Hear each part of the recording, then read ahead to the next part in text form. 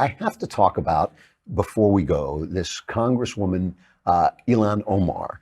She's done a lot of things that I don't have time to cover right now, but we talked a lot this week about Steve King and his comments.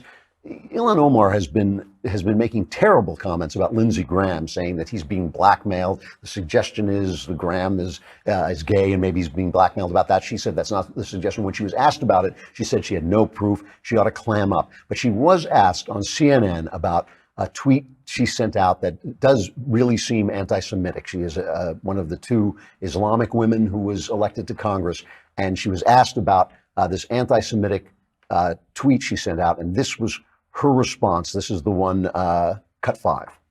To remind people what you tweeted about Israel in 2012 during the offensive in Gaza, you wrote, "Israel has hypnotized the world. May Allah awaken the people and help them see the evil doings of Israel." You've commented a lot since then, trying to explain what you meant by that. And I wonder just what your message is this morning as the first on our Game Changers series to Jewish Americans who find that deeply offensive.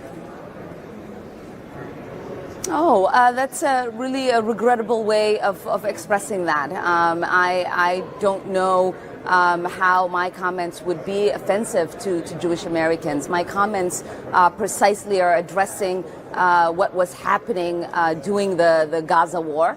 And I am clearly speaking about the way that the Israeli regime was conducting itself in that war.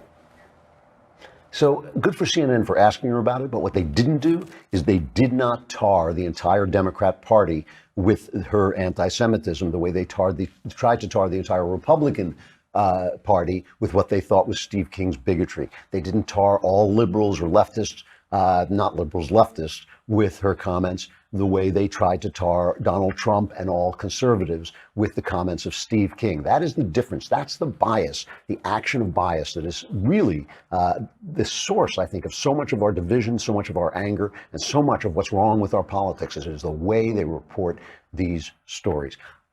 The Klavanless weekend has come. It's come a day late, so that's one good thing, but you're probably not going to survive it anyway. So, but if you do, if you crawl through it, if you come out the other end of Sunday, we will be back here on Monday. I will be back in the studio, and we will keep you going from there. I'm Andrew Klavan. This is The Andrew Klavan Show.